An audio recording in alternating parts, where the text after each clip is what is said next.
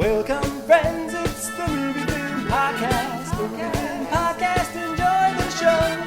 Zachy and Brian are talking about movies. MovieFilm Podcast on the radio. Welcome to Movie Film. This is episode 90, brought to you by Mr. Boy Productions. My name is Zachy Hassan, and with me once more is my friend Brian Hall. Hey, what's going on, Zachy? Not much. How are you? I'm doing pretty good. Pretty good. Jumping on the call after a busy day at work? Yeah, I literally just got home from work pretty late, but I don't know. Something about it has me charged up. So let's do it. I'm still in gear. Let's go. We got a lot of fun stuff to talk about. It's weird because it's been, we haven't skipped a week or anything like that, but it feels like we got a lot of new stuff to discuss. And it seems like when we're recording a couple days later than we normally do, but it seems like in waiting in those couple days, we got some pretty exciting things to talk about. Yeah. Weird how that kind of timed out. Yeah. So, have you caught any new releases? Anything that caught your fancy that you want to tell us about? I did. I saw Zootopia. And have you seen this? The new or latest Disney movie? I have not. People keep telling me I need to go, and I do need to go, but I've been so busy I haven't had the chance to. It's funny because Disney, I feel like, has really upped their game recently. Frozen obviously was like a phenomenon, but they also had Wreck-It Ralph, which I thought was a really interesting sort of, it seemed like a little outside of the box sort of thing for them to do, almost like a Roger Rabbit for video games.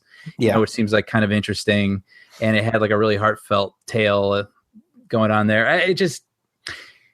It felt almost like a Pixar movie rather than a Disney movie, where Disney feels a little more traditional and a little, high quality, but a little too familiar sometimes. Yeah. And it felt like they were breaking out of the box with that one. And so Zootopia, when I saw the trailers for this one, I wasn't really moved by it. Just seeing like a world full of animals, it was like, okay, yeah, Disney movie.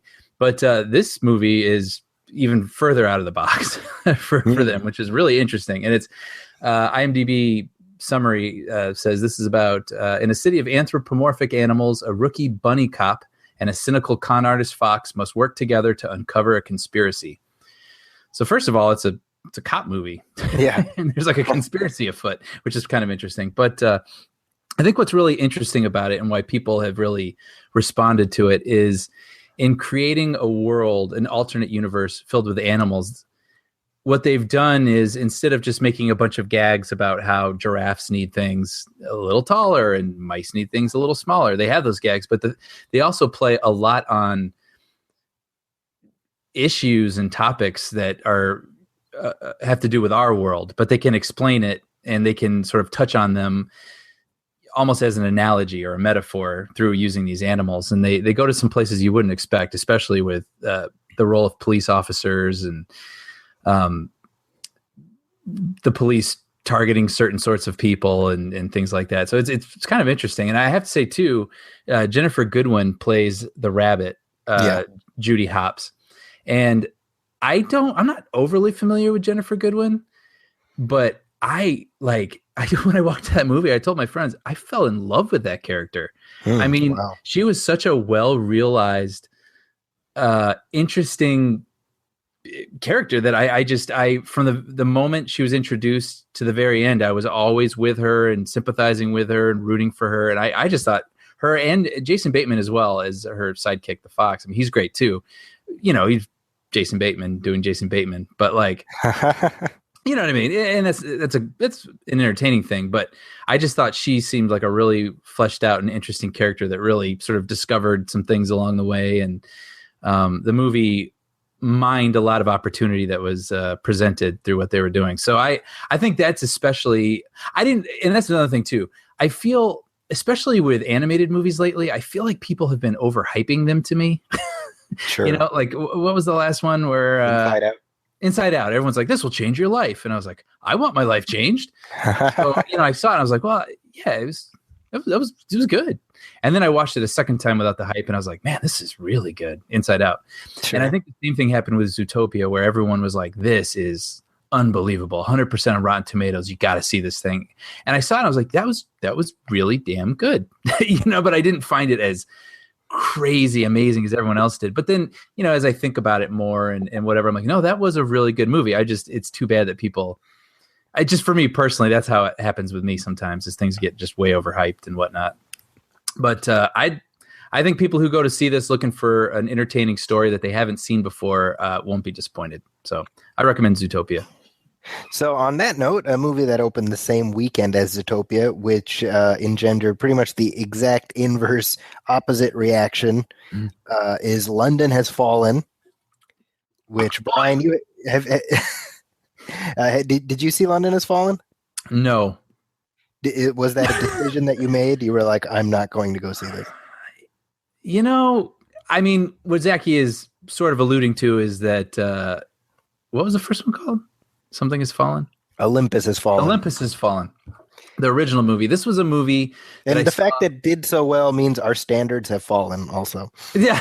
Well, just real quick. It was this movie that came out in the summer of White Houses being taken over. And it was the spring. It came out a few months before. Yeah.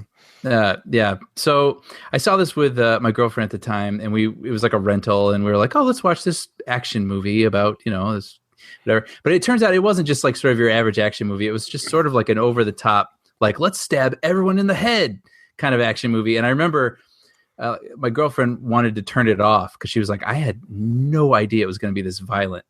And I was like, no, I have to see what's going on. Like, it was so not what I expected that I was it wasn't like I was enjoying it, but by the time it was over, I was like, what was that? Like, it was like almost like Crank or something.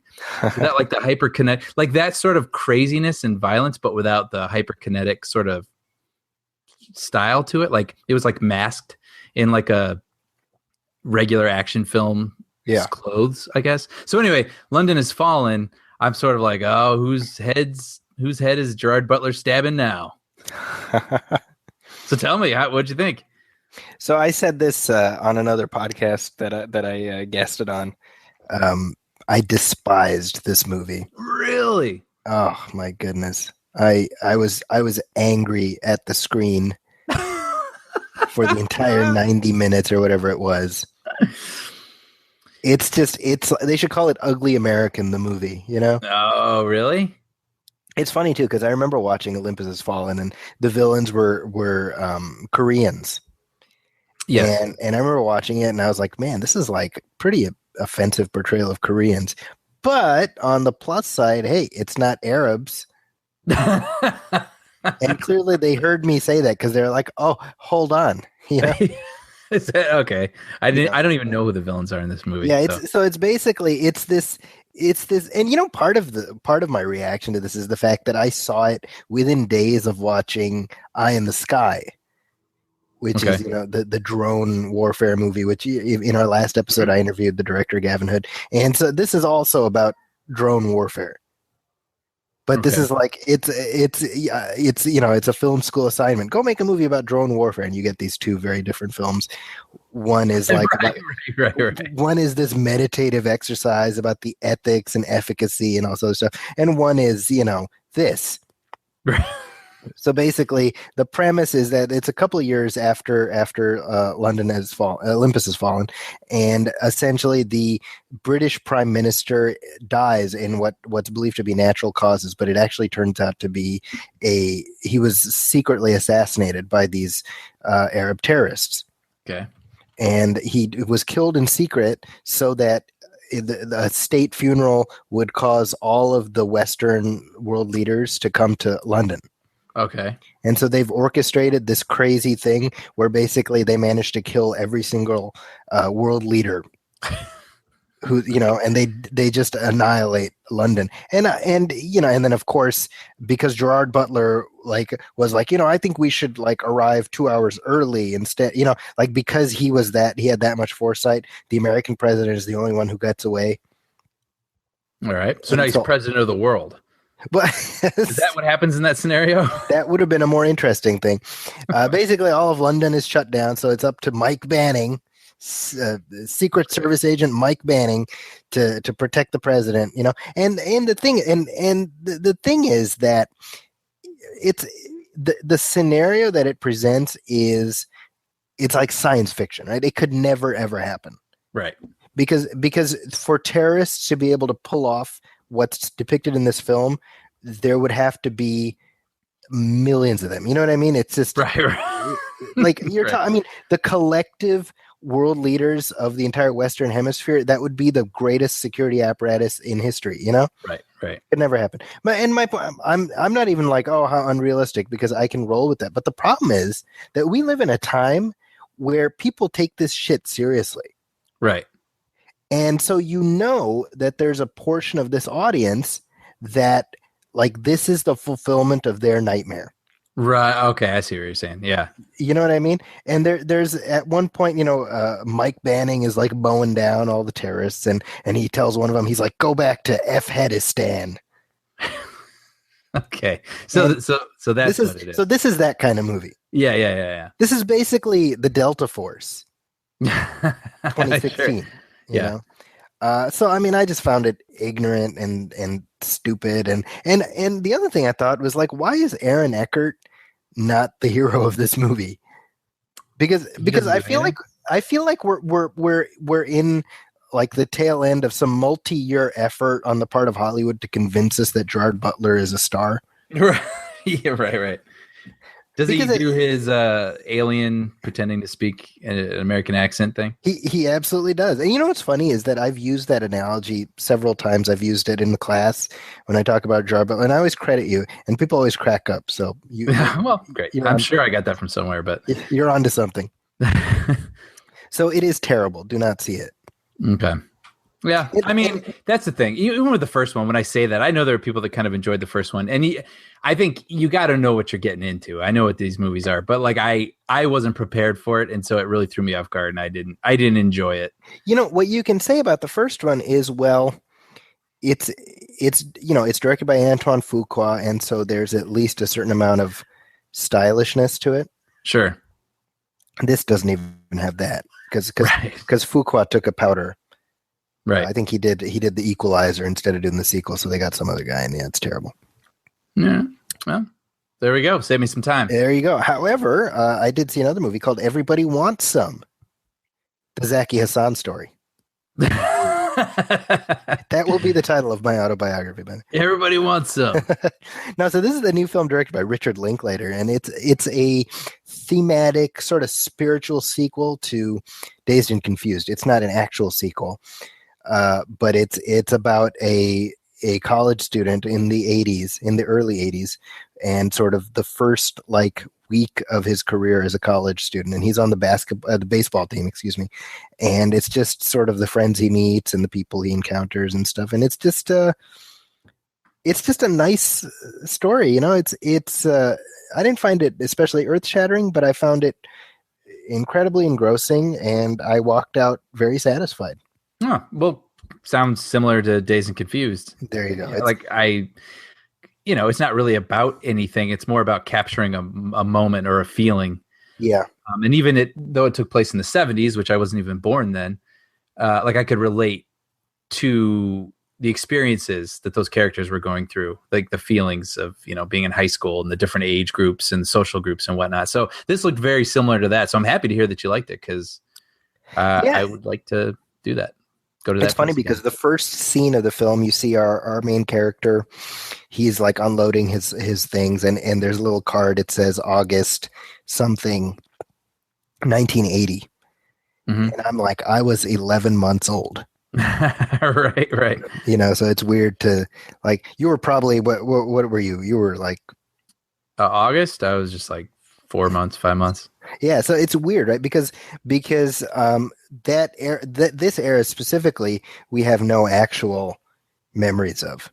Right. But right. the movie ended, and I felt nostalgic for that era. Interesting. It's got a great cast too. The lead actor is really good. His name is Blake Jenner, and you'd think he's related to Bruce Jenner or something like that, because he's got that Bruce Jenner haircut, and then you realize, oh well, that's when the movie is set. Right. So he's not actually related to Bruce Jenner, but he's really good. Like he's handsome, but in like a normal, like he's not movie star handsome. Mm-hmm. but just really approachable and fit the character really well. And mostly unknowns, like familiar faces. The love interest, her name is Zoe Deutsch, and the whole time I'm watching it, I'm like, man, there's something about her. I've seen her before, and it turns out she's Leah Thompson's daughter. Oh, that's interesting. And she's like her clone. Really? Oh, okay. So that's why she was so familiar. She just reminded you of Leah Thompson. Oh, and this is the other thing I realized as I was watching it. Like, you have all these people, like the characters are so archetypal that you feel like you've seen them somewhere. Mm-hmm. But we are now, you and I, old enough where we have not seen these people anywhere. Like, right. You know what I mean? Yeah. The one guy in here, I'll say his name is Tyler Hecklin, and he's kind of like the alpha male, like captain of the baseball team. And I'm like, who is this guy? And he was Tom Hanks's son in Road to Perdition. Oh, wow. Yeah, exactly. And now he's like this muscle-bound behemoth. I'm like, God damn, I'm old. It's funny because I remember seeing that movie when I first moved to Los Angeles. Yeah. Yeah. So it's like, so that's how old my 2002 time out here is. Yeah. Okay. Interesting. but highly recommended. I was actually hoping to interview Richard Linklater about it. Unfortunately, I couldn't make my schedule work out. But I went and saw this actually at the Alamo Draft House. Oh, cool. How's that? Have you ever been there to your local one? No. It's super cool. Yeah, it's brand new here. They just opened it in November. And the way it works is you order food and stuff. And it's like a restaurant / movie theater. And then it's also, I mean, it's like independently owned, right? And they run funky sort of bumpers before their movies, right? Yeah, exactly. It's very much aimed at like a film crowd. Mm-hmm. And the cool thing was that afterwards, Linklater came out and Lars Ulrich, of all people, did like a Q&A with him. Why is that? Oh, he hosted it, Lars Ulrich? Yeah. Just random, like, why Lars Ulrich? I don't know, but he hosted the thing, and it was a lot of fun. Oh, that's cool. It was a cool experience. Linklater, what an interesting career, huh? You know, if you would have told me after Dazed and Confused that Linklater would end up being kind of one of our most important independent filmmakers, I'd be like, what are you kidding me? You know, the Dazed and Confused guy, you know? Well, I mean, he did Slacker before that, right? Yes. Yeah. Which, I mean, Slacker supposedly inspired Kevin Smith to become a filmmaker because he thought it could be a movie. I can make a movie. Very true. So there is that. But I was going to say just that it seems like instead of making movies that he feels like he's got to make them bigger and bigger, right? Like, I mean, you got Danny Boyle who made these crazy, you know, like Train Spotting and whatnot. And then he makes 127 Hours, gets nominated for Oscar and whatever else. And then he goes and makes Steve Jobs. Like, that feels almost like a natural progression in terms of what you're supposed to do next, rather than that it was really true to him in some ways. Yeah. And I can't speak for him because obviously it wasn't, or he wouldn't have done it. But I just find it interesting with Linklater that he is, you know, Boyhood, this massive undertaking that was nominated for Best Picture. And instead of making an opportunity out of that and making some bigger movie, he's like, I want to make this other small, intimate thing with people you don't know. And, you know, just that's the stories he's interested in telling. And I think that's cool. That's what he's still doing. Well, and the fact that he leveraged Boyhood to make this, mm-hmm. And he mentioned in the Q&A how the producer is Megan Ellison, who you've discussed before, and how if not for her, the movie wouldn't have gotten made the way he wanted it, because you just know that, you know, there's no way they could have sold this with a cast of unknowns. Right. But she was like, well, if we put a movie star in here, it's just going to call attention to the fact that there's a movie star. So you need to have a bunch of unknowns. Right. And he was like, that's not something you expect a producer to say. Right. Yeah. You know, so kind of interesting. But this comes out, it's funny because you have this, and then there's another like 80s set movie coming out called The Nice Guys, I think it's called. I don't know. With Russell Crowe and... the Shane Black movie. Yeah. Yes. So we're now in that stage, Brian, where the 80s... Yeah. Yeah, because when we were growing up, all the movies took place in the 60s. That's right. Yeah. Or you know, yeah, you know what I mean. Like the Wonder Years and... Yeah, the rose-colored glasses were about the 60s. Were aimed at the 60s, and now it's being aimed at the 80s. Now there's the Goldbergs and stuff like that. You know? Yeah, exactly. But yeah, so check that out. And well, we have a bunch of headlines too. Headlines. We do. Speaking of the 80s coming back, Indiana Jones. This is a conversation that we've had many a time on this show, Brian. We have discussed this. Yes, we've discussed it ad infinitum, but it's gone from the something being postulated to something that's being actuated. Right. It wasn't from should they, but yeah, now it's they are. And what are they? They're making a 5th Indiana Jones movie. There's a date. July 19th, 2019. It's happening. So 30 years after Indiana Jones rode into the sunset, he did come back. 30? 30 years, 1989. You're right. 30 years. Yeah. Wow. Indiana Jones and the Last Crusade came out in 1989. Wow. Now, there was, of course, the 4th Indiana Jones movie, but the point is, the last good Indiana Jones movie was 30 years ago almost. Yeah. So Disney has announced there is going to be a 5th Indiana Jones movie. It's going to be directed by Steven Spielberg. And who's playing Indiana Jones, Brian?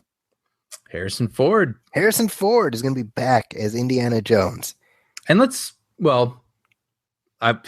was going to get ahead of ourselves here, but let's not mince here. He looked old in Force Awakens, right? Yes. And he looked good, and he looked good as an old Han Solo, right? Because that's what he was playing. He looked good for a mid-70s man.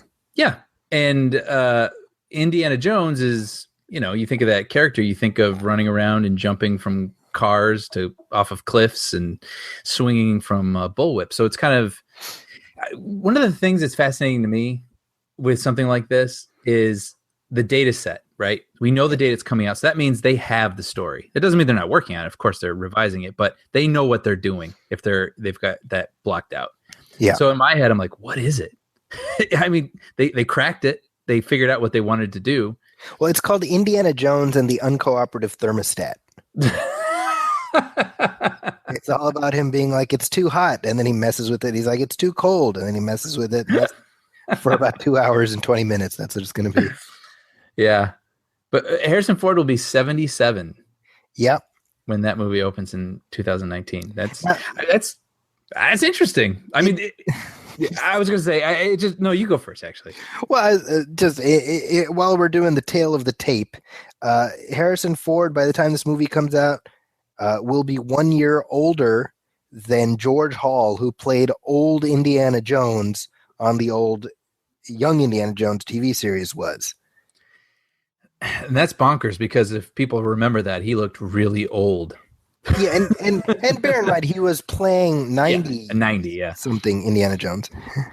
But that's pretty old. And then also, when I look at the numbers here, Sean Connery made his last movie in 2003 when he was 73 years old.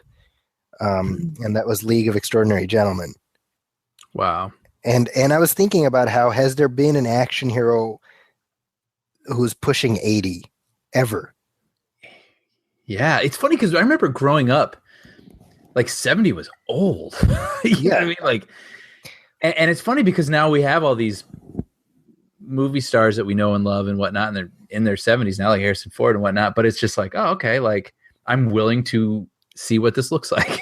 Maybe because I'm getting older. I don't know why but it just makes me wonder. I mean, obviously they have to pair him up with someone, right? Not Shia LaBeouf, one presumes. Not Shia LaBeouf. I cannot imagine, and especially after Spielberg and his little tip. So Shia LaBeouf basically torched the bridge with Steven Spielberg. Yeah. I think that's and Spielberg was like championing him for a while. That's the weird thing. If you've got Spielberg in your corner, you kiss his ass every day that you are alive. And is it that difficult? I mean, It's not like he's like putting you through some sort of rigor or something. Like, well, all he had to do was not break bad on the Indiana Jones movie that they did. Yeah, I would assume. Yeah, but regardless, I think it's a safe estimate that Mutt Jones will not be in this next Indiana Jones movie. Yeah. Well, let's think about this. We've talked about. Oh no, good. No, go ahead. I think we're on the same page here. Yeah, I had two sort of competing thoughts, but one is we have talked ad nauseum about our dislike of the fourth Indiana Jones film. And do we want to see him again? Like, is this just, adding insult to injury here? Here's what I think. I think the reason they're doing this movie is because Harrison Ford and Steven Spielberg want to put it all on Front Street, and they want to go out on top. Right. So that's number one. Number two, I think that if they make a good Indiana Jones movie, we will dislike the fourth one less. Mm-hmm. Sure. Because I think part of the general unease about the fourth one was like, really, they're going out on that? Yeah, right. You know what I mean? Also worth pointing out, George Lucas's name was conspicuously absent from the press release. Yep. And I think that's by design. Mm-hmm. I don't think he's particularly interested in being involved. That's my theory. I would imagine. He's probably had it. But the other thing is that now it's kind of like, all right, well, now Spielberg and Ford have to prove even more. Right. That it wasn't their fault, Right. It's going to be interesting. I mean, we keep harping on Harrison Ford's age, and I don't mean that to sound harsh, but it's a leap. I mean, when you think of the things that we associate with that character, with knowing what are going to be his limitations with this movie, but at the same time, man, if they can come up with a great story in that universe with that character I love, kind of like with Creed, right? Where that was a continuation of Rocky, where he's, too old to be in the ring, but we still love Rocky. I'm game for something like that if they can pull it off. See, I think that I totally get why Harrison Ford wanted to do another one, because we all know how much he loves the character. And I'm sure there's a part of him that does not want to see it being recast while he's around. Mm-hmm. Sure. However, one thing that I think about is that the thing about Indiana Jones, right? And I've said this on this show before, I remember, but the thing about Indiana Jones is that we're not supposed to be aware of his fragility. Mm-hmm. And what I mean by that is we watch it and we see him hanging from here, and he's falling off of this or whatever, and on an instinctive level we're like, but as a film goer we realize nothing's ever going to really happen to Indiana Jones. Right. In the same way, when we watch a James Bond movie, we know nothing's going to happen to James Bond. Right. And I feel like the problem with casting such an old man in that role, even though that old man is Indiana Jones, is suddenly we're aware of how he should not be doing this. Sure. Does that make sense? Yeah. Like, and I know I've said this before, but like when you look at Han Solo's role in The Force Awakens, his frailty, his physical frailty is by design, because we're supposed to be fully aware that he is an old man now, and he's not, like, the vulnerability is meant to be there. Right. Whereas it's not meant to be there with Indiana Jones. I don't know. Does that make sense? I don't know if it does make sense. And that's just what I wonder is that obviously has to be written into this story. Yeah. But man, yeah. And you know what? And I'll say it if I can get a little nitpicky. I hope Spielberg's a smart guy.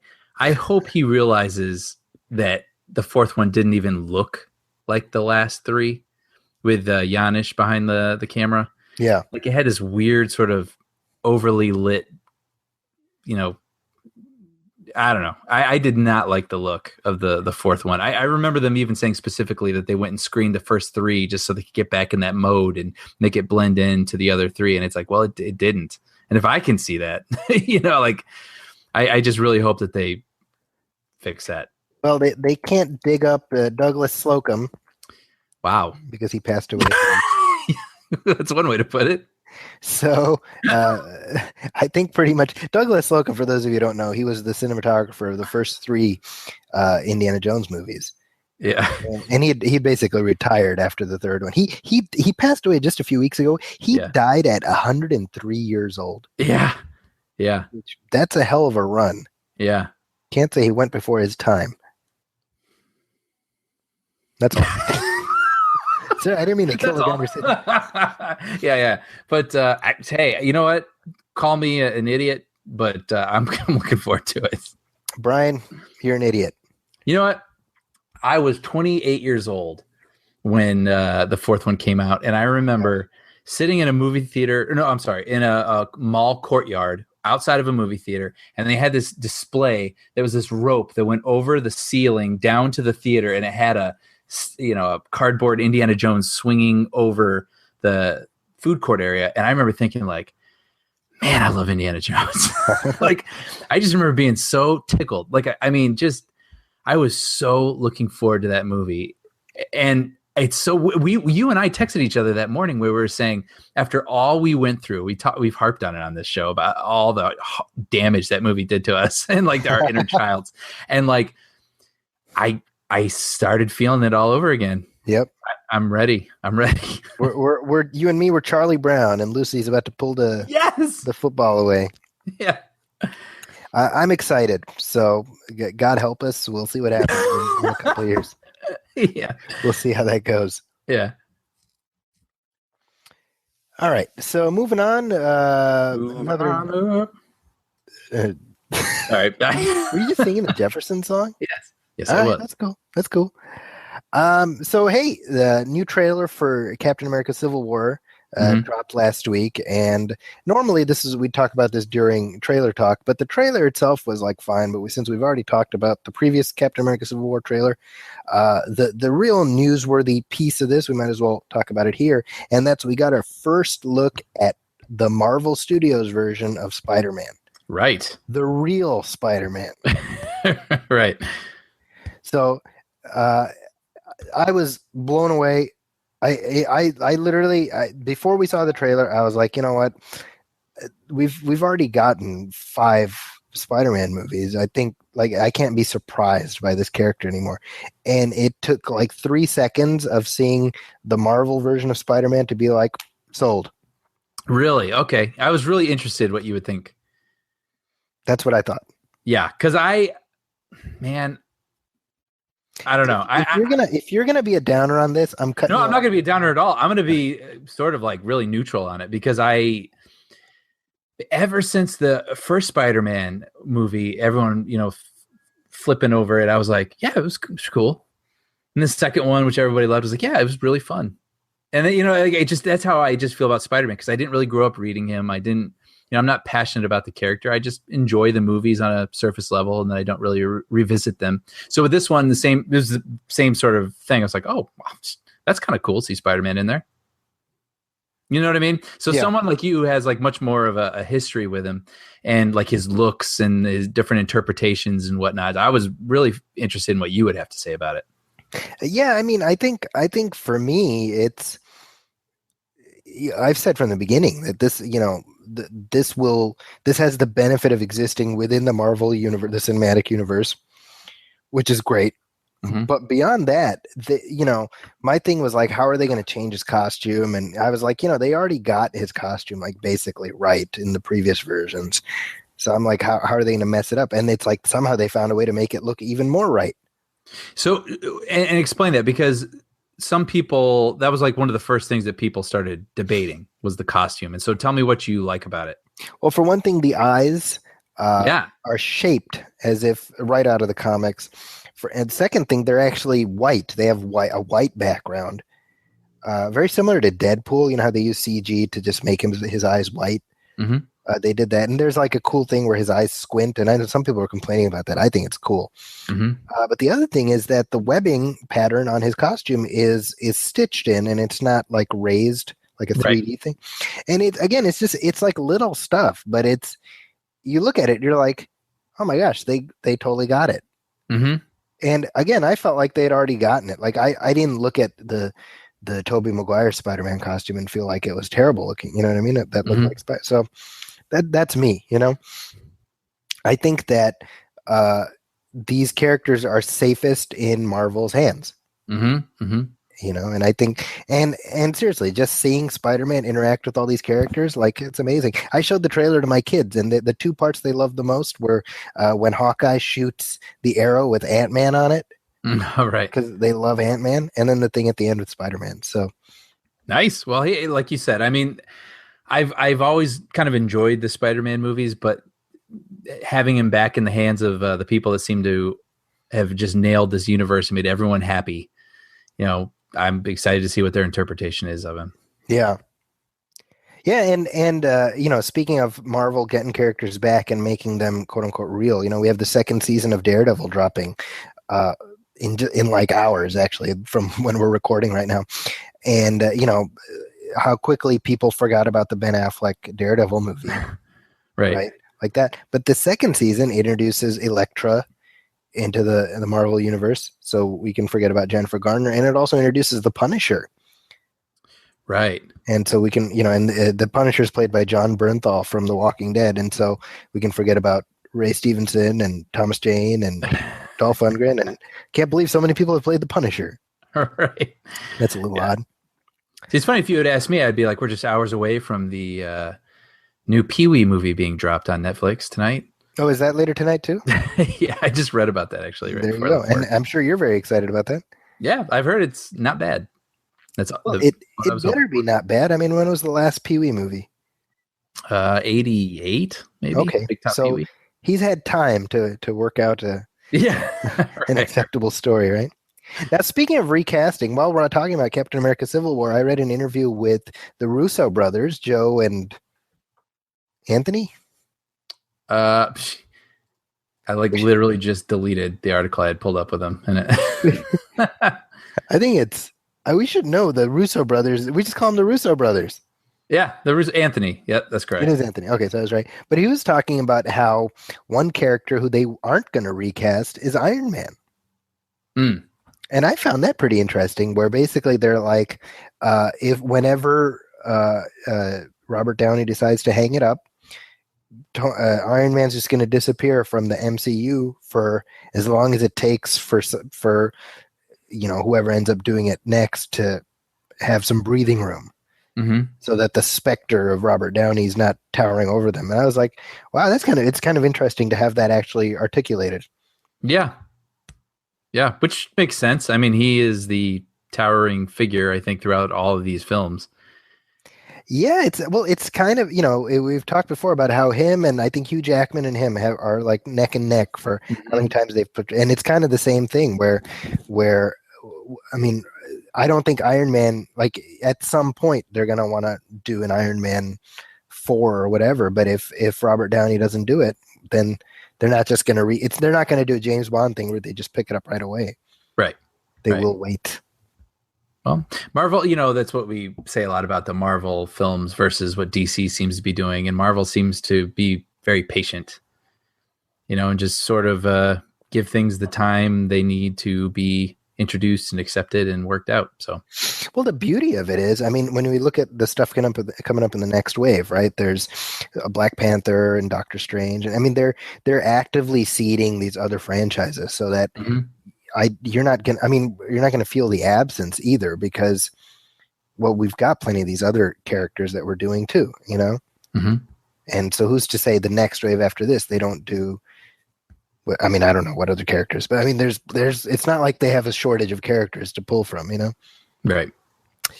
But another sequel that's coming out, Star Trek Beyond. Yeah. Now this is interesting because my kids have now gotten into Star Trek.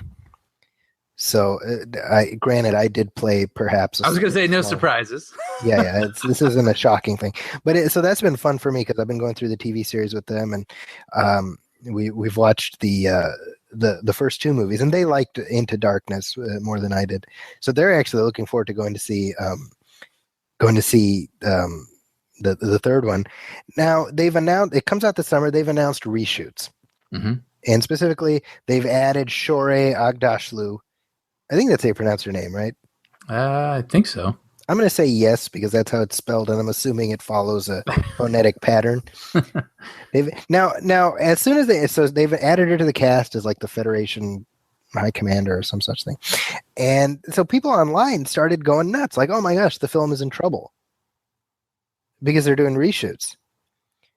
And I wanted to ask you, I mean, isn't that normal for these big budget movies to have like a scheduled period of reshoots? Yeah, I mean that's like factored into the budget before a movie starts shooting. They're like they have principal photography, and then they plan for a few months later to do pickups and additional photography, right?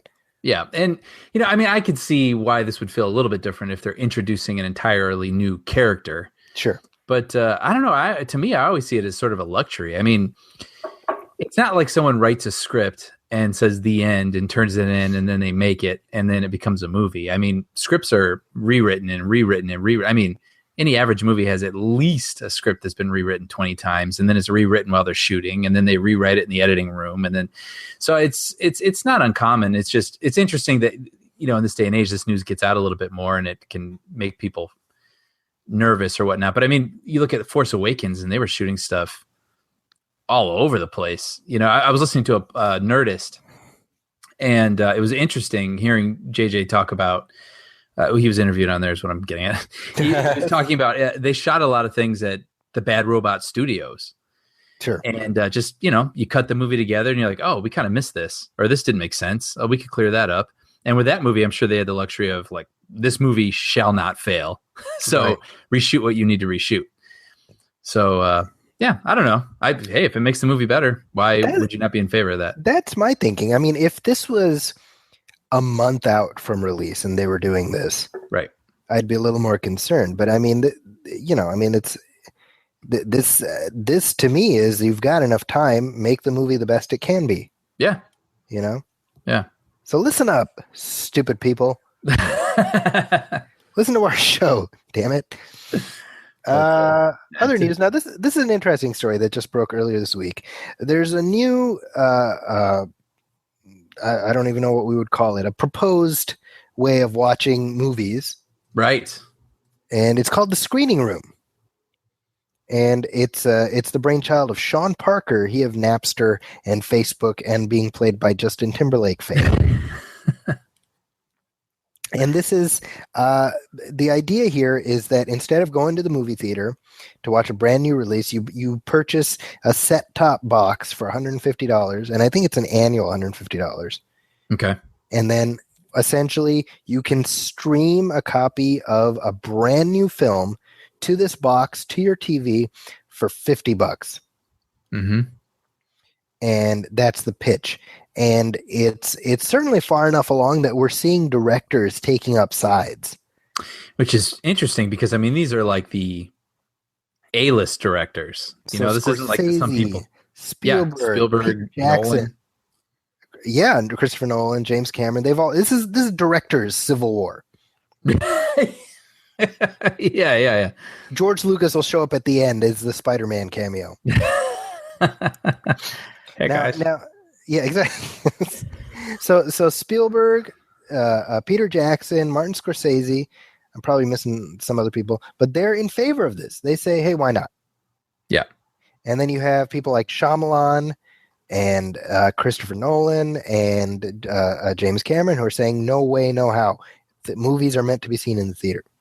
You know what? It didn't occur to me till you said it right now, but if you look at that list of directors right there, you got Cameron, who's doing this new Avatar and trying to push technology, right? He's trying to make the movie-going experience something that you have to go to the theater to truly appreciate, right?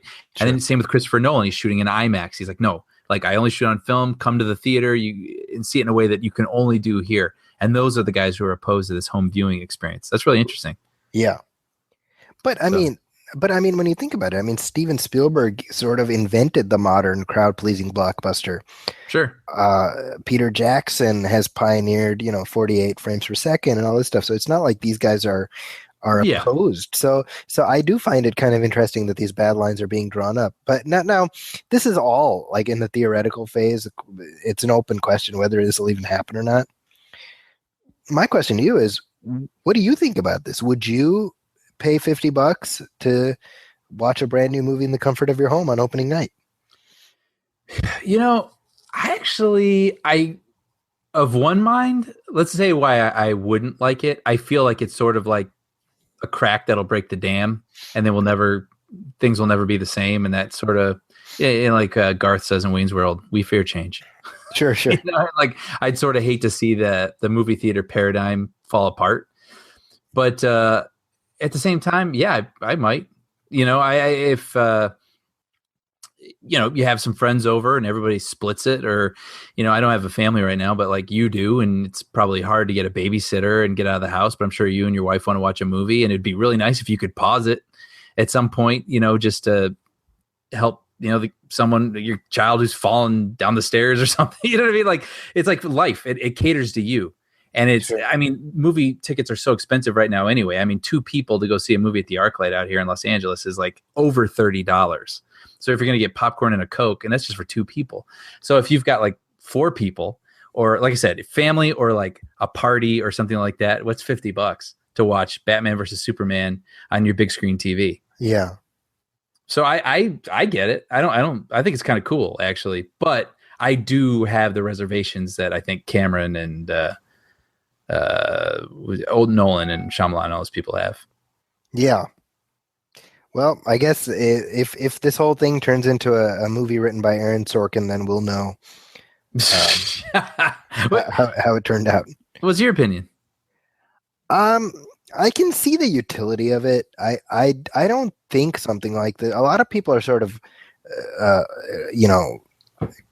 playing Chicken Little a little bit, where this being sort of the death knell of the industry. I think the cost is such that it would be like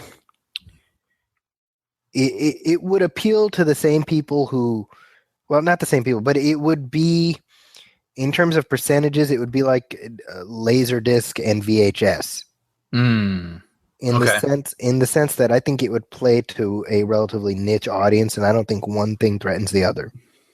That's interesting. Okay. My gut tells me that if the theatrical experience is a positive one for people, I don't think that'll ever go away. And certainly when you have, IMAX and 3D and all that, but even beyond that, the convenience of being able to pre-select your seat, which is becoming much more common now. Yeah. This stuff anticipates stuff like this. Because I think the stuff people don't like is having to wait in line and dealing with crowds or whatever. Well, if you've got options around that completely that don't require you to fork over $50, people would rather do that. Right. I don't think we're going to see a plurality of people doing this, is what I'm saying. Right. But I was going to say 2 things that are interesting about it are that AMC, like the world's largest theater chain, is on board with it. Sure. Which is really interesting. But also you got to look at the piracy aspect of it. How do they prevent that? You just don't. I mean, I don't know how you do.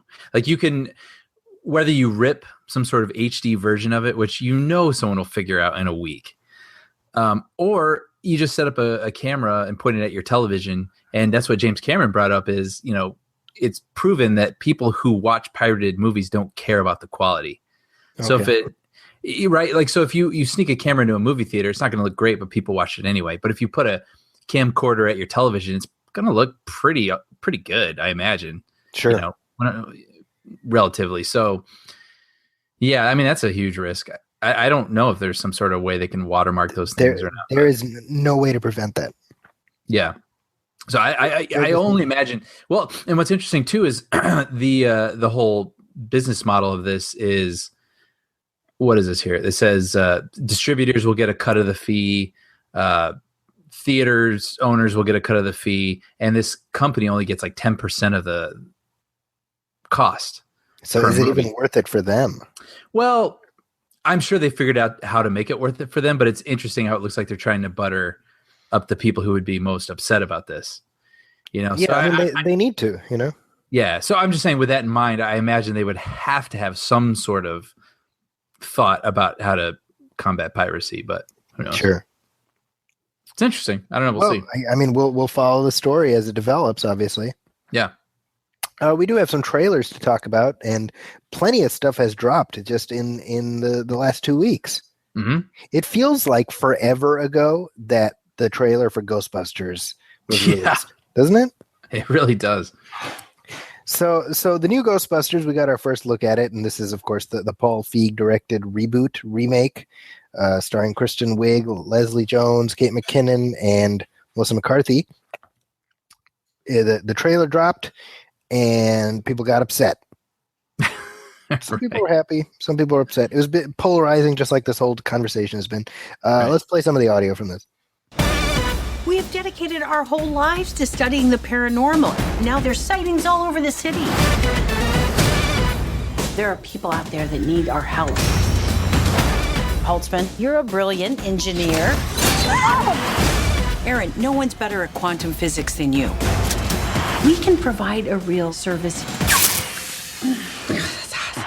So, Brian, I gotta say, I didn't hate this. Nope. I thought it was fine. Yeah. All right, moving on. No, I will say this. The one thing that irked me about this trailer is that it starts out by alluding to the original film in a sequel-y way, as if, right? It's like, 30 years ago this and it shows us the old firehouse. Yeah. Like now, and I'm like, this is not a sequel. There in no way, shape, or form is this a sequel. It feels intentionally deceptive. It absolutely does. It feels like Sony's doing a bait and switch. Yeah. And so I cry foul on that. It's interesting. I thought it looked just fine. Yeah. It's funny how it feels like you have to sort of tread lightly when you have an opinion on this movie, because really, there's a lot of people that are unfairly, hating against this movie for their own sort of jerky reasons. A lot of people are saying, how dare you have female Ghostbusters? Right.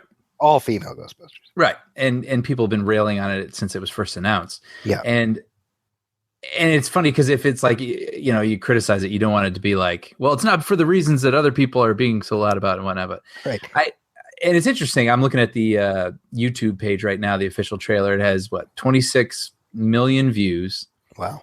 And it has 195,000 thumbs ups. And it has 464,000 thumbs downs. Oh, wow. I would be interested. I mean, you look at your average. Actually, I'm just going to do it right now. I'm going to look at Batman versus Superman: Dawn of Justice here. Pull this up. What do we got here? So this has 11 million views. So that's interesting. It has 100,000 thumbs ups and only 2,000 thumbs downs. Okay, so we've got 464,000. So you cannot convince me that those thumbs downs are not from angry, butthurt male Ghostbusters fans who I mean, sorry, but it sure feels like that to me. Yeah, but I mean, that's that whole thing. But with the trailer itself, I thought it looked fine. Like I don't. I like the look of it. I'll say that. Yeah. I like the look of it a lot, actually. I thought the ghosts looked kind of cool. I like the somewhat practical effect that they had going on. I heard they actually had actors with lights on them, which was kind of interesting. And, the humor wasn't surprising, I guess. Like, it was kind of what I was expecting, and it didn't really grab me. But I'm fully ready to give it a shot. So I mean, what I said elsewhere is like, look, I'd like to like it. Yeah. And if I do, that's awesome. And if I don't, well, I've got my Ghostbusters that I like. Yeah. And, nobody's coming to my house and deleting my digital copy off my Ultraviolet account or whatever, So, I mean, it's the butt hurt. It drives me a little nuts. Right.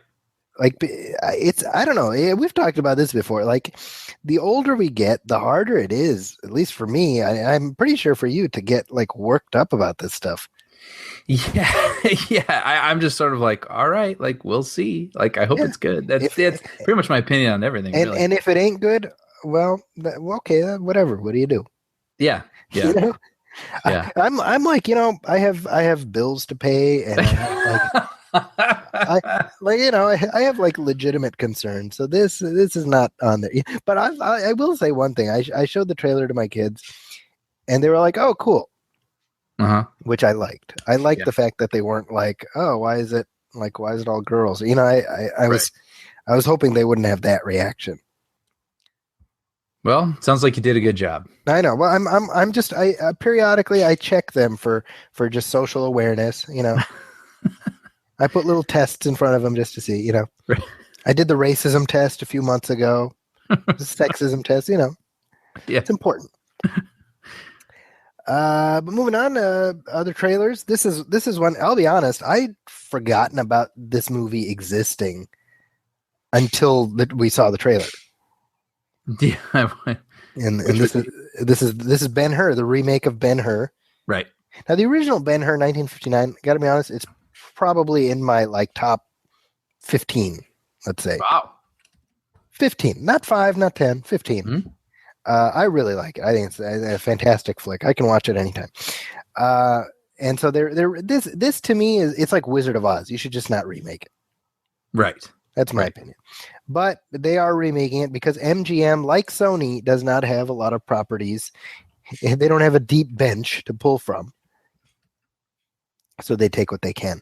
And so this is directed by Timur Bekmambetov. Mm-hmm. He of Abraham Lincoln Vampire Hunter fame. And who better to direct a remake of the 11-time Oscar-winning Ben-Hur than the guy who made Abraham Lincoln Vampire Hunter and Wanted. Right. Well, Curve the bullet. Yeah. Let's play some of the audio here. How long were you a slave? 5 years. What is your name? Ben-Hur. My family was one of the most respected in Jerusalem. Welcome home. Please, I need you to tell me who one's enemies are. Masala, I won't name names until we were betrayed by my own brother. Masala! You know we've done nothing wrong. Rome's calling for blood. Crucify them. No!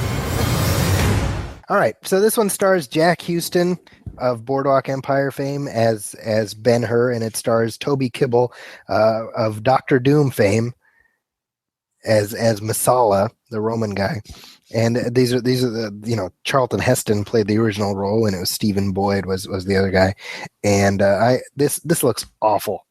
It really does. It doesn't even look awful. It looks like exactly what I pictured in my head when I heard they were doing this and who was doing it. See, that's really interesting because I had a different reaction. Okay.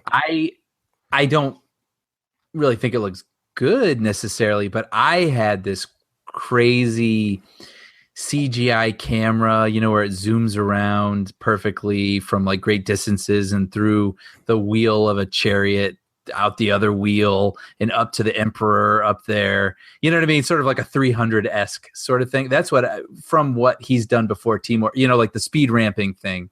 Yeah. Where it's like he's a chariot bumps into another chariot and it goes like, ooh, it like slows down, and kind of thing. And I was surprised that it didn't have that, like that sort of physics defying, style that overly CG kind of thing. So it still looked a little too, there's like the two versions of this. You can make like the rock and roll CGI movie that this probably is, or you make another Oscar movie, right? And there's part of me that wishes it had been handled a little bit differently and been like a more, what's the word without sounding like a douche? Like, been handled with a little more class. I don't know. But not to say this is classless. I mean, I didn't think the trailer doesn't it look like I don't know, like Spartacus from TV, Yeah, just a little more gravitas, I guess, is what I'm trying to say. I don't know. Maybe even that sounds elitist or something. But like, I don't think it does. It didn't look as terrible as I thought it would. They should put that on the poster, Brian. Because we were talking about this at work the other day. Because when there's an article about it before it came out, and we were all saying what we were picturing, and then when we saw it, I was like, oh, well, it didn't do what I thought it was going to do. So I think it left a different impression in my mind. But I don't know. I don't know. I'm putting all my biases right out front. I mean, I think the original Ben-Hur is this amazing movie. Right. I don't disagree with that. It's funny too, actually, because about like the gay subtext in that movie. Right. I was just rewatching it the other day, and my gosh, if you know it, to look for it, it's as clear as day. Oh, that's funny. And for those of you who don't know, the story goes that Gore Vidal rewrote the script, and the relationship between the Roman and the Jew, in order to give it more weight, what he said was we should frame it as a love story, like a betrayed lover story.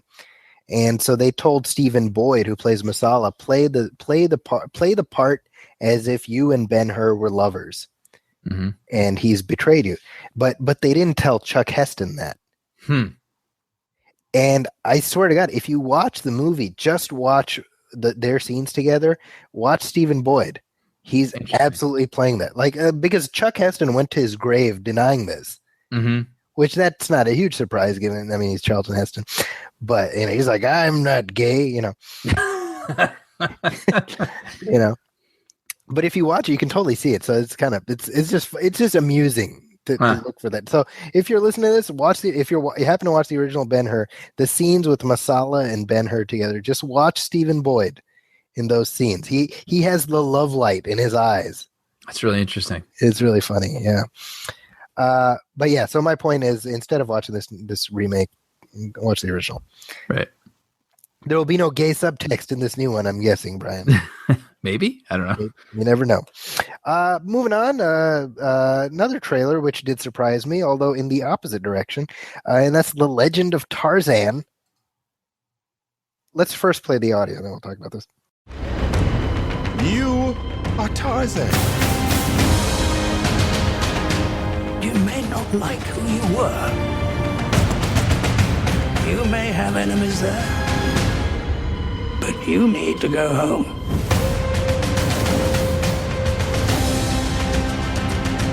Your husband's wildness disturbs me. I need you to scream for me. Like a damsel. He's Tarzan. You're Jane. He'll come for you.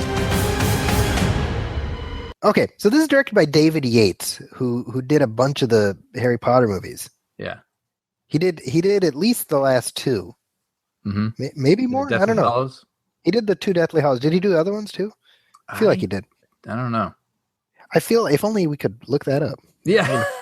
As I'm talking, I'm like, oh wait, I can Google that as I'm. But regardless, so that gives it kind of the veneer of credibility, I guess. Yeah. So he directed the last 4 Harry Potter movies. Oh wow. Okay. So kind of inherited the series. Yeah, he really did. So when I first heard about this, I'm like, is the world lacking Tarzan movies at this point? Like, have we not told this story as many times as it ever needs to be told? Sort of like Peter Pan, right? Yeah, it just feels like, why do people keep making Peter Pan movies? And really, in a world where we can have an Iron Man movie, do we really need a Tarzan movie? Right. There's also that. Like, he talks to animals. That's his thing. Right. That's about it. Like we can do more than that now, What would you think of the trailer? I gotta be honest. I was like, I started watching. I started watching the trailer to like hate watch it. Right. I was like, I'm gonna watch it just so I can shit on it on the show. Right. And then a funny thing happened, Brian. I started looking at it the way Masala looks at Ben-Hur. First of all, worth pointing out. Well, no one told me. So, okay. First of all, Alexander Skarsgård. I always forget, is it Sarsgaard or Skarsgård? Skarsgård, though, because he's the son of Stellan Skarsgård. First of all, he plays Tarzan, and this guy kind of won the genetic lottery a little bit. Yeah, right. Kind of unfair between him and Chris Hemsworth. So kind of distracting a little bit because he's very handsome. Yeah. And it's unfair. What was I saying? Sorry. I was thinking about distracted by Margot Robbie. Oh, that too. Yeah, she's in this too, isn't she? Yeah. Yeah, she's hot. Yeah, her too. But I was surprised by it because I found myself engaged by the trailer for the most part. The CGI apes were incredibly distracting, as they tend to be, unless it's a Planet of the Apes movie. Right. But the trailer ended and I was like, you know what, I will watch that movie and I will not hate watch it. No, it looked fine. Like, it reminds me of The Mummy. Yeah, exactly. You know what I mean? The Mummy's probably a little bit sillier, but The Mummy always gave me this feeling where they were these big, expensive movies, but they never felt like as credible as like Batman or Indiana Jones or whatever. Like they were just sort of this like kid brother blockbuster movies. Yeah. And this kind of reminds me of that feeling. I totally agree. Yeah. And I tend to like old timey superhero type movies. Yeah. Yeah. I thought it looked interesting. I don't know if it's something that I'm going to like rush out for. But, I agree with you. Yeah. And really, Brian, I mean, any chance Christoph Waltz gets to play the exact same character he always plays, I mean, I think that's right. He's not even trying to switch it up at this point. Right. He's like, hello, I am Christoph Waltz, and we will take you out of this jungle and we will bring you to New York where you will be a sensation. That is an amazing impression of Christoph Waltz. Thanks, man. I just pulled that out of my butt. So that comes out this summer as well. So look out for that. Yeah, that, you know what that looks like to me? And my brother and I, we always say it looks like an Amazon movie. Like it's Friday night after work, you're kind of tired, and you go on Amazon, you're like, oh yeah, like Tarzan. I kind of want to see that. Like that was Man from U.N.C.L.E. for us. There you go. And then we watched Man from U.N.C.L.E. We're like, that was really good. You know, so this might be an Amazon movie for me. I'm down with that. Yeah. Not Netflix, Amazon. Wow, Netflix won't get it for like 4 years. Oh, that's true. Good point. All right, so moving on, we do have some Star Wars news, as always. Star Wars news, do we? I just assumed that we do, Brian. I don't know. We do. I didn't have anything. Do we not have Star Wars news? Wait, is there no Star Wars news? I can think. I mean, they're shooting, but well, the Blu-ray's coming out in a few weeks. Ah, yes. Do you have it pre-ordered? Of course, I have it. I pre-ordered it before the movie came out in theaters. Oh, did you? From where? Amazon. Okay. I thought it was interesting. I was in Target when I think I've said interesting like 20 times, by the way, this past podcast. You do say it a lot, but you're an interesting guy. So it's an interesting thing to think about. But when I was at Target, I saw that I think when it was out, they had like a pre-order already available where you could buy some sort of, thick envelope that came with like 3 mini posters inside of it. And I mean, how often do you see that? I thought that was kind of a unique sort of thing because, I guess that's actually becoming less unique. I've seen the Deadpool's already available for pre-order the weekend it came out. So they want to capitalize on the fact that, remember when we were growing up, I actually remember this with Home Alone.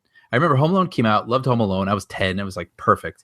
And I remember being at my video store and they were like, pre-order Home Alone. And it came out probably over half a year later on like VHS, right? Wow. But I was like, heck yeah, I want to see Home Alone again. And I think we did pre-order it. But with Deadpool will be on Blu-ray in 3 months. And that's not that long, right? So, I mean, you can watch the movie and pre-order it and still, that's like the perfect window to still be excited about it and know that it's coming and want to plunk down some cash because you're going to get it pretty soon, right? Right. So it seems kind of smart to do something like that. I mean, Star Wars from theatrical debut to home video, we're looking at what, 90 days? Yeah. I can't believe it's already here. Yeah, I mean, basically by the time we record our next episode, it'll be like 2 days away. Yeah. Crazy. Speaking of Star Wars, have you seen I love this. So people have put together Han Solo and Kylo Ren at home memes. Yes. Yeah. Where they take clips from, it's actually amazing. They've created these little comic strips where they take clips of Adam Driver from like Girls or other stuff and Harrison Ford from other stuff and Carrie Fisher from other stuff. And they've created like a sitcom almost, like the Han Solo family. Yeah. And it's kind of amazing because first of all, they're very funny. Mm-hmm. But the amount, the number of them and the amount of work that went into doing them. Yeah. Right? Yeah, they're really entertaining. I saw them. They were popping up on like Instagram and whatnot. It was amazing how many memes came. Well, is it amazing? I mean, I guess it's not surprising. It's absolutely not amazing. Yeah, well, I mean. But is it interesting? Yeah. I mean, I guess because that happens with everything now these days, but it just seems like there's just the groups of people that pay attention to these things. But since the whole world was basically watching Star Wars, you saw them pop up with much more frequency, I guess, and in more places. But yeah, well, and the internet kind of allows for this stuff to disseminate very quickly. yeah. I have heard a rumor, by the way, that Lando Calrissian will be in the next one. Oh, that's interesting. Yeah, so that's How is that interesting? Yeah, there's. What do you call this? You're a speech. You've taught speech before. What is that? A word that you sort of like A filler word. Filler? Oh, well, I thought it was going to have a much more technical term than that. Well, it's redundant. Okay. Yeah, but that was useful.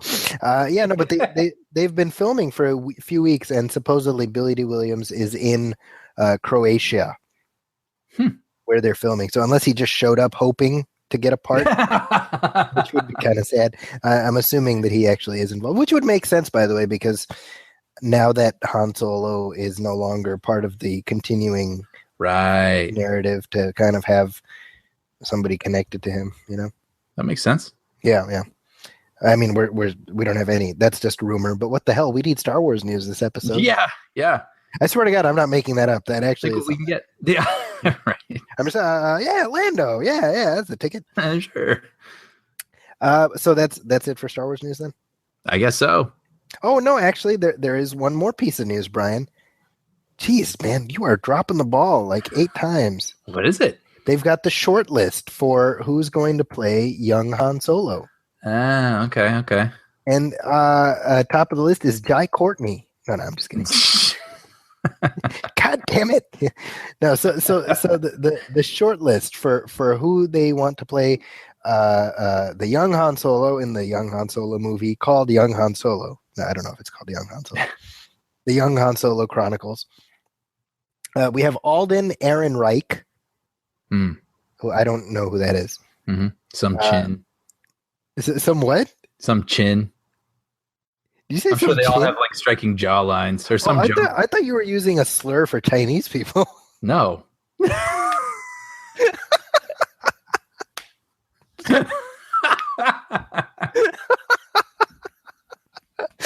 Yeah, like a newscaster, you'd be like, some haircut. Yeah, like.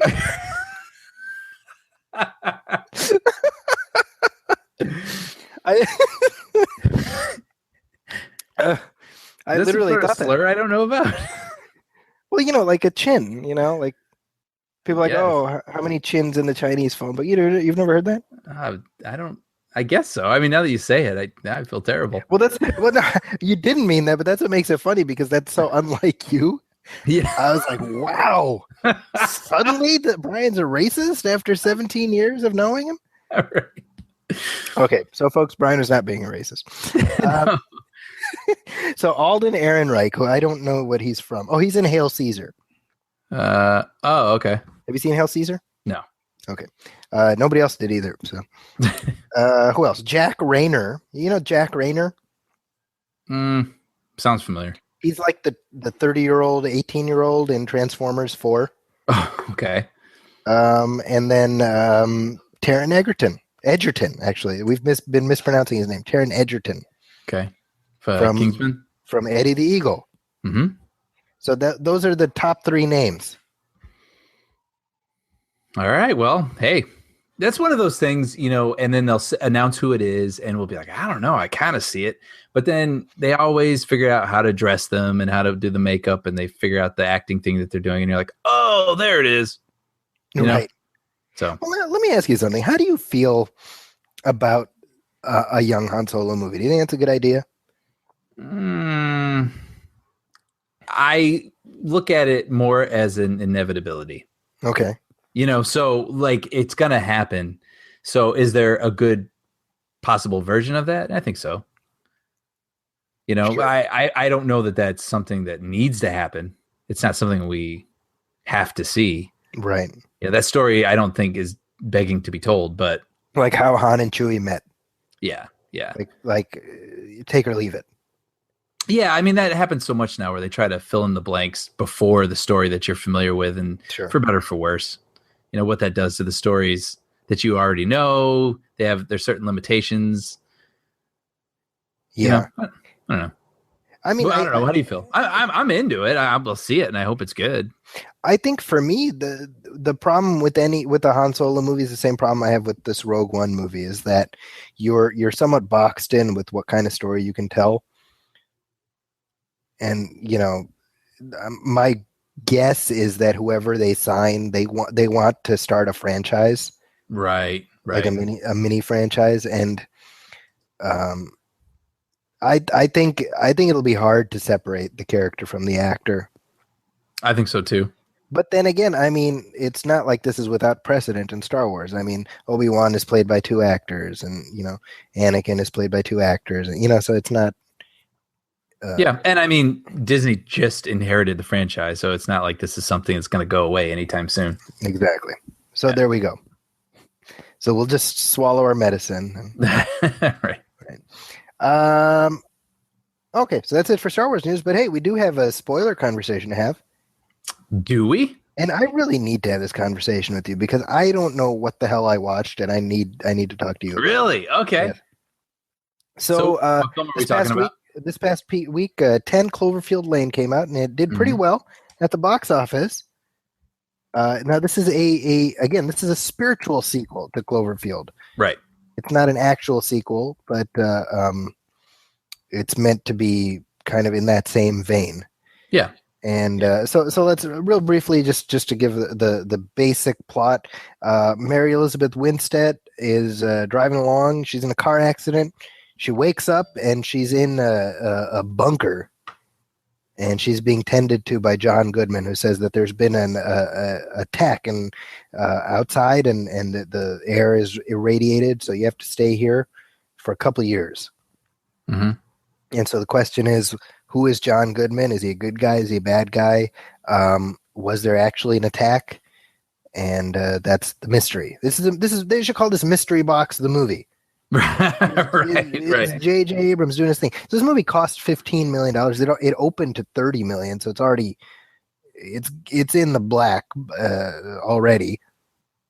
And the reviews have been surprisingly positive, I would say. Mm-hmm. Like substantially positive. And you say surprising to you? Well, I mean, you don't expect horror movies generally, not horror movies, like scary movies to be as well received. So I saw a lot of the reviews were very positive. You, of course, saw it, and so I was like, I wasn't actually. I had hoped to see it, but I was not planning on seeing it because my schedule didn't work. And what actually happened is that earlier in the week, I was on my way into the city for a screening that ended up getting canceled while I was on my way in. Yeah, and so I got there, and I was like, well, I needed to be in the city for another screening later that evening. So I was like, well, I guess I'm watching 10 Cloverfield Lane. So that's how I ended up seeing it. Yeah. So it just kind of worked out. The theater was completely empty, by the way, so I felt like a character in the movie. Because not just the screening room, but the theater. It was like nobody was there, Huh. So do you want to give like a non-spoiler reaction? Yeah. And talk about it? Sure. So, well, I don't know what I thought about it, to be honest. Really? Yeah. So I really dug it. I'll go with that. I thought this felt like a B movie that was made by A people, if that makes sense. Sure. Because this is it's sort of it felt like a Twilight Zone episode, and it's just the whole thing is this weird mystery, and it layers of the onion keep getting peeled back. You don't know who to trust. It's a really intimate movie. You only got 3 people in one small location, and you just don't know who to believe moment to moment. And this reminds me, having 3 people in a room for 90 minutes, I mean, is almost like a trope of independent films, right? Because, you have no budget and people want to think they're Quentin Tarantino and they can make people talking for 90 minutes interesting. And I've seen plenty of bad versions of this. And I thought this was a really well executed version of this. I thought the characters were interesting. I mean, it wasn't without some of its clunky moments that kind of have to happen to pull exposition out of them because you can't see them in a lot of context. You only can see them in this one, and you have to learn about them. But I thought the characters were really interesting. I thought the scenario was really interesting, and there wasn't one moment where I was checking my watch. I was always curious about what was going to happen next. And I was dying to know what was going on outside of the bunker. So, I mean, we can get into that in spoilers, but I found it a really fun, unique kind of viewing experience. And I thought, too, Dan Trachtenberg, who directed it, I thought he did a killer job. I mean, this is his first movie. Yeah. And this movie is directed with like the confidence of an old school director who knows, how to put a thriller together. I was really impressed with his confident classical camera work. So, and I thought that helped sell the tension and, well, and one has to presume that his confidence was bolstered by the fact that J.J. Abrams was probably looking over his shoulder and there to offer, a steadying hand if he needed it. Yeah, and that's kind of interesting because I just listened, like I said, on Nerdist. I listened to an interview. It was Trachtenberg and J.J. Abrams together, and basically they made this movie while Abrams was making Star Wars. Right. So it's I don't know. It's kind of interesting. Abrams himself is kind of interesting how he's building this kind of bad robot empire, but that's a whole other conversation. Yeah, but, he owns all of science fiction now. I don't know if you heard he's in charge of it all. That's funny. Well, yeah, you want to go into spoilers here? I mean, it's really hard to talk about this movie without really saying much more. So I'm more reserved in my reaction than Brian is. Brian's more effusive. So make of that what you will. And then let's talk past this point. There will be spoilers. Kaboom! There you go. That's the spoiler boom. All right. So I was actually mostly on board with this until the end, and then it just completely went off the rails for me. That I wondered. I figured. Yeah. Like the problem with this is like the eternal dilemma of J.J. Abrams and the mystery box. Mm-hmm. Because I think that the mystery box only works if what's in it is worth the buildup. Okay. And I think in this, the what's in it was nonsense. Okay. That's what I truly feel like. It turned into a completely different movie. Yeah. Right. So she gets out of the house, and it turns out that there are aliens or something. Yeah. And I mean, like literally, I'm watching, and I'll tell you what it was. She's like, "Oh, come on." That's what she says. Right. And I'm like, "You're saying what we're all thinking right now." Right. That was. I was like, "You're," because that's what it was. Her reaction felt like it. That her reaction took me out of the movie. Actually. Interesting. I wondered. I was just going to ask. I mean, do you feel like that was something that was necessary to help the audience bridge the gap there, or you thought you found it pulled you out of it? I think that the problem with the ending is that we're not really prepared for it by anything else up to that point. Sure. Not really. Like it feels very arbitrary, and it feels to me, and I haven't read up on it, but it almost feels like they threw in that ending to make it a Cloverfield movie. Sure. Well, I think that might be true because this started as a spec script. Okay. And it was more about the threat outside was about a chemical attack, like a real world chemical attack, rather than, aliens, like John Goodman saying. So, I mean, like, again, I think as a character piece, it was interesting. John Gallagher, who I really like, I've liked him and everything. He was interesting. John Goodman is one of these guys who is always like, I love watching John Goodman act. Yeah, definitely. And I was actually thinking about that as I was watching it. I was like, who would have known back in the 80s, he's like Roseanne's husband on the show. Right. That this many years later, he would never stop working. Right. King Ralph. Yeah. I mean, from King Ralph. Right. To Fred Flintstone.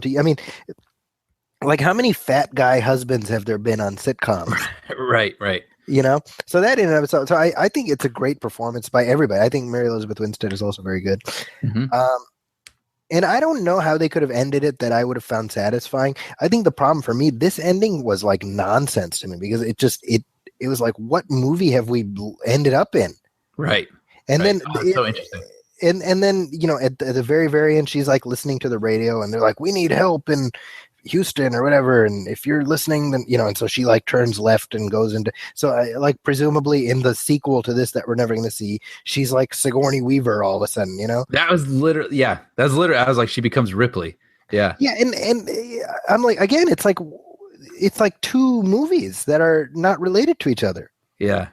Oh, it's so funny. I saw it at Paramount, and I don't even know if it was a press screening. I was someone's guest, and I don't know who the audience was, is what I'm getting at. Everyone I saw it with really liked it. Mm-hmm. And I don't know if we were primed to like it, if we had like kind of I had an inkling that there was some sort of supernatural thing going on or otherworldly. I actually thought the trailer on TV even tipped it, showing the lights behind the house and whatnot. Sure. But so I guess I was sort of prepared for something like that. Or let's put it even this way. I didn't know what was coming, but when we saw, the whole thing is you don't know what's actually going on outside, if John Goodman is lying or if it is safe to be outside. And then there's that moment where the character Michelle, she's looking outside and she sees a woman who has clearly been affected by something. Right. She's either infected or been chemically, whatever. She's like dissolving while she's alive. And I was like, oh. So I think for me, that was when I was like, that's what this is. Like there's some sort of, it's either zombies or it's this or whatever. Like I thought it was something nuts. Sure. And so I started to believe Goodman, even though I didn't trust him. Like I didn't completely trust his character. But he's right by accident, basically. Well, you know what? It's funny. I mean, if you really want to get into this, and I don't like movies that make me work for the plot. But on another podcast, I read someone who explained that when she is going up to fix that air vent, or the oxygenator or whatever it is, like she goes up that ladder and she sees on the ground there's an insert shot of like a receipt or something from the materials that built the bunker, and it turns out that Goodman, and again, you have to like dig for this or go on the internet to find this information out, but he worked for the company that apparently dug up that bug in Cloverfield. So John Goodman was privy to this. So it is a sequel to Cloverfield. It exists in the same universe. Oh, I didn't know that. Interesting. And he is privy to this crazy effed up universe if we've got like aliens and Cloverfield and Godzillas and this and that. But so I mean so I thought that was kind of interesting because then he's the type of guy who would have access to that information and he did with it what he did. Right. And I thought that was another thing too, is what I found interesting about his character is that only an unhinged person would build a bunker like that. Sure. But he was right. Like, so in a way you'd have to be slightly unhinged to, but he killed that other girl, remember? See, and that's what's kind of interesting about this story. Like, cause I'm still not super clear on what that whole thing was. Right. Like he kept talking about his daughter, right? But it's not his daughter. It's that high school girl. Right. And he has this weird sort of thing where he can't view Winstead as a woman. Right. Remember that? Like that during the board game? Right. Yeah. And then there was also that weird moment where after the other guy was killed and it's just the two of them. What's that? He gives her ice cream. Yeah. Well, and then he shaves. He tucks in his shirt and he looks like presentable, quote unquote. And I was is he trying to hook up with her? Like what? I don't know. Like you kind of left not understanding because then she freaks out and drops him in acid. See, I think I would have preferred for Goodman's character to be more sympathetic. I agree with that. Like he's right. He's just weird. Right. Exactly. I think the fact that we're like, oh, he's a monster. And then he turns out to be a monster. Like that's less compelling to me. And then the fact that like she drops hydrochloric acid on him and he keeps coming back. I'm like, is he a robot or something? Like what's, Right. Yeah, like, I can see that. I don't know. Something about it, the mood I was in or the whatever, the way that I went into it, I just really enjoyed this as sort of like a old-fashioned what the hell's going on movie. Sure. and it just, I'm not going to walk away putting it on any top 10 lists at the end of the year, but like I thought it was a really fun. I don't know. It was a really fun escape. Yeah, and that's the other thing too, is like where the end is aliens. My friend Chad and I went and saw it. We both walked out really loving it, and it's funny because when she's out there on the lawn and that she's hiding in the shed and that alien is kind of like lifting up the car as the car alarm's going off, I was just thinking like, this is the stuff I like. Like I like when there's aliens, but they're like in a real context. right. And you're not seeing them lift a car and throw it across a field and some sort of CG thing. I like this weird thing that you don't know what it is, but it's like lifting a car and a car's still heavy, and it's very real world sort of sci-fi-ish. I think I would have preferred not to see the aliens at all. I don't disagree with that. I did not like their design. But I just want to say, like, I just thought if it was going to be aliens, I like that it all of a sudden like physics weren't defied. Sure, when you saw them, like it looked sort of like that. It reminded me of District 9 when you saw the ship hovering overhead and whatever. Right. I like that it sort of kept it real world, even though I will say that I didn't like that the ship had like a mouth or whatever the hell. Yeah, like that was weird. And JJ and his freaking bugs. I don't know what the deal is with that. But like Super 8, this Cloverfield. I did not like their design. I thought it was kind of weird. I don't know what I would have preferred, but yeah, I don't know. I just thought it was like a real fun time. And the last 15 minutes even excluded, I thought the whole, her and the guy trying to build the suit and hiding it and the different sort of clever things that she came up with throughout. I found it all pretty interesting. And like I said, they make these types of movies where you got to keep coming up with interesting ways to make it, keep three people in one location, something that you want to keep watching. And I thought this movie more than delivered on that. The other thing I was thinking about was how quickly she takes that helmet off. Yeah, cool. You should leave that on. Yeah, because she gets out and she thinks she's wearing like a gas mask and believes or is led to believe that there's some sort of chemical in the air that could kill you, but she sees birds flying by. Right. And so that's enough for her to just immediately take her mask off. I'm with you on that. I understand it in cinematic language, but in real life, I think it would take me a little bit longer. Right. And the fact that she before that alien ship starts spraying whatever it's going to spray, she knows to put the mask back on. That bugged me because I was like, why would you have any sense of what's about to happen? Okay. Well, he did set that up, but again, I mean, it's not like he said that what they would do is do like ground sweeps. Oh, gotcha. Oh, you're right. Yeah, whatever. I don't know. People looking for some sort of fun little thriller. It's not. I didn't dislike it. I just liked it less than Brian, I would say.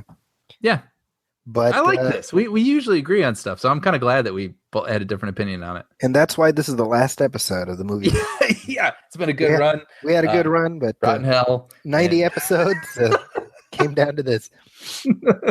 But that's as good a place as any for us to end this conversation. We're right up against our time. Yeah. So 10 Cloverfield Lane is out now, and it will be overshadowed very quickly by Batman vs. Superman, which we'll be talking about in our next episode. It's finally here, Brian. It's here, man. Remember when it wasn't like 1 year away, it was 2 years away? Remember when it didn't exist? Remember when there was going to be Man of Steel 2? Nah.